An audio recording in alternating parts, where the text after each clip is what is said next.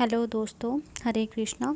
कैसे हैं आप सब लोग। आशा करती हूँ कि आप सब अपने घरों में अच्छे होंगे, स्वस्थ होंगे।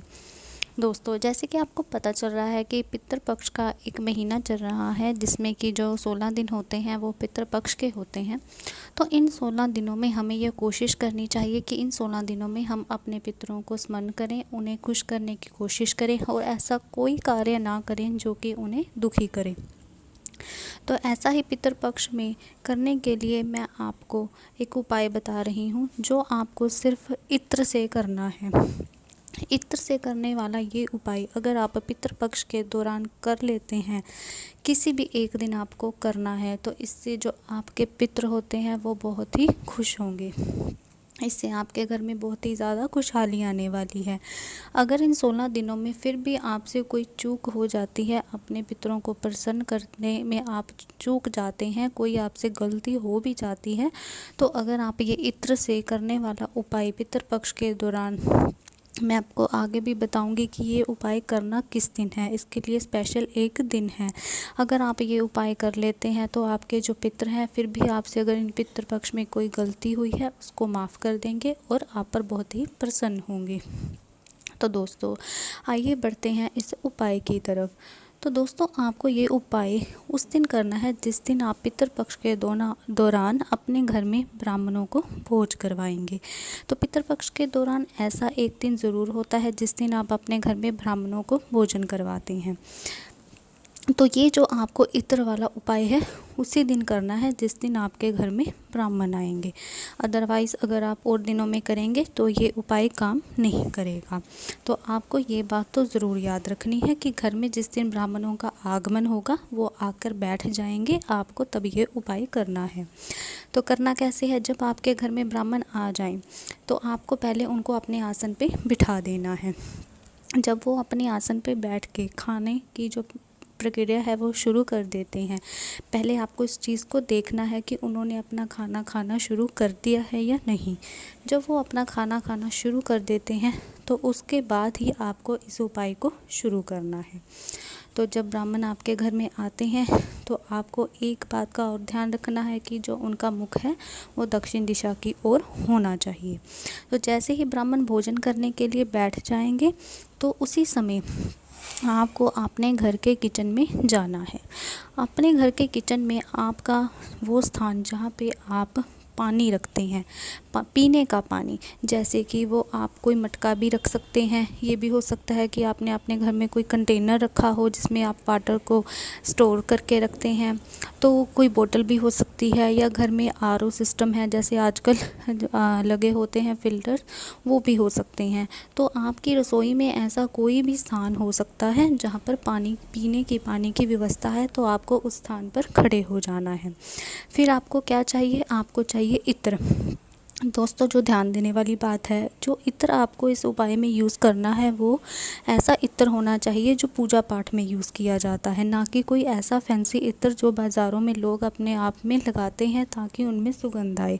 वैसा नहीं जैसे कि आजकल चल रहे हैं, फोग हो गया, एक्स का, ईवा का, ऐसे आपको जो परफ्यूम्स है, कोबरा, ऐसे नहीं यूज़ करने हैं। सिर्फ ऐसे सात्विक और शुभ मंगल कार्यों में यूज़ करने वाले, पूजा पाठ में जो इत्र होते हैं वो ही आपको यूज़ करने हैं। तो ये बात भी ध्यान देनी है। तो दूसरी चीज़ आपको क्या चाहिए, एक रुई का टुकड़ा। जैसे बाज़ार में इनका एक पैकेट भी आता है जिसे कि कॉटन बॉल्स के नाम से भी जानते हैं। उसमें ऐसे छोटे छोटे रुई के छोटे छोटे टुकड़े बने होते हैं, बॉल बने होते हैं, आप वो भी ले सकते हैं। या फिर एक रुई का बंडल होता है, उसमें थोड़ी सी रुई आप तोड़ के उसका एक छोटा सा टुकड़ा ले सकते हैं।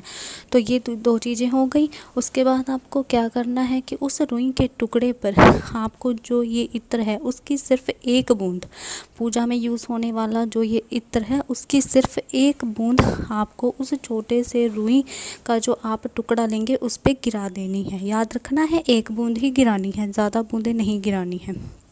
तो बस उसके बाद आपको करना क्या है, ये इत्र में डूबा हुआ जो रुई का टुकड़ा है, जिस जगह में किचन में आप खड़े हैं, जहाँ पर आपके घर किचन की पानी की व्यवस्था है, जहाँ पे पीने के पानी की व्यवस्था है, इस रुई के टुकड़े को वहाँ पे रख देना है पानी के पास। जब आप ये कर देंगे और तभी आप रखने के बाद इस रुई के टुकड़े को जैसे ही आपने रखा, आपने क्या करना है, वापस ब्राह्मण जहाँ पे भोजन कर रहे हैं उस स्थान पे आ जाना है। आपको ब्राह्मणों को दोबारा भोजन खिलाने की प्रथा में लग जाना है और मन ही मन अपने पितृजनों को याद करना है और उनसे प्रार्थना करनी है कि हे पितरों, कि अगर इन 16 दिनों में आपकी पूजा पाठ में, आपको स्मरण करने में, आपको खुश करने में अगर मुझसे कोई कमी रह गई हो तो मुझे क्षमा करें। उनसे इस तरह क्षमा याचना करनी है और उन मन ही मन उन्हें प्रसन्न करने के लिए श्रद्धा भाव से उनके सामने नतमस्तक होना है। ये जो आपके सामने ब्राह्मण बैठे होंगे, आपको ये एक और बात ज़रूर ध्यान रखनी है कि अगर ये ब्राह्मण का जो मुख होगा वो दक्षिण दिशा में होना चाहिए। आपको मैं पहले भी कई बार बता चुकी हूँ, श्राद्ध पक्ष में, पितृ पक्ष में जो दक्षिण दिशा है वो बहुत ही महत्वपूर्ण है, क्योंकि अगर ये ब्राह्मण दक्षिण दिशा में मुख करके खाएंगे तो ही ये जो खाना है आपके पितरों के मुख में सीधा जाएगा, क्योंकि जो दक्षिण दिशा होती है वो पितरों की दिशा होती है। आप किसी भी दिशा में खड़े हो सकते हैं, चाहे उत्तर, चाहे पूर्व, चाहे पश्चिम, आप किसी भी दिशा में खड़े होकर उन्हें खाना परोस सकते हैं, लेकिन जो ब्राह्मणों के बैठने की दिशा, मतलब उनका जो मुख है वो दक्षिण दिशा में होना चाहिए। तो दोस्तों, अगर आप पितृपक्ष के दौरान ये उपाय कर लेंगे तो आपके जो पितृ हैं इस रुई और इत्र के उपाय से बहुत ही ज़्यादा खुश होने वाले हैं। और अगर इन 16 दिनों में आपसे कोई कमी रह भी गई है तो आपकी उस कमी से वो आपको भूल जाएंगे और आपको माफ़ करेंगे और आपसे प्रसन्न होकर आपके घर में खुशहाली ही खुशहाली भर देंगे। और हाँ दोस्तों, आपको ये भी बात ध्यान रखनी है कि आप जिस दिन ब्राह्मणों को भोजन करवा रहे हैं उस दिन जो आपको भोजन है उस खुली मात्रा में बनाना है। भोजन कम नहीं पड़ना चाहिए ब्राह्मणों को किसी भी वजह से। और हाँ दोस्तों, उस प्रयोग में जो आपने रुई, इत्र वाली रुई जो आपने यूज़ की है बाद में, उसका करना क्या है। आपके मन में ये भी बात आ रही होगी, जैसे कि मैं आपको पहले भी बता चुकी हूँ कि प्रयोग में लाई जाने वाली, उपाय में लाई जाने वाली ऐसी कोई भी वस्तु हो, आपको क्या करनी है, बाद में उठा के उसको एक पेड़ के नीचे फेंक दें। जैसे ही वो वाला दिन पूरा हो जाएगा जिस दिन आपने ब्राह्मणों को भोजन करवाया है, अगली सुबह आपको रुई ले जाकर किसी पेड़ के नीचे रख देनी है। तो बस दोस्तों, ये था एक छोटा सा इत्र से करने वाला उपाय। मैंने बहुत कोशिश की है मैं आपको अच्छे से समझा सकूं। अगर मेरी ये कोशिश आपको कामयाब लगी है, अगर आप मेरे उपाय अच्छे से समझ पा रहे हैं और आप कर भी रहे हैं और आपको इनके रिज़ल्ट भी मिल रहे हैं, तो प्लीज़ आप मेरे इस चैनल को ज़रूर सब्सक्राइब करें, ताकि मैं आपके लिए ऐसे छोटे छोटे उपाय लाती रहूं और आप लोगों की सहायता करती रहूं। मुझे आप लोगों की सहायता करके बहुत ही खुशी मिलती है, ताकि आप लोग किसी भी उपाय से चूक ना जाएं।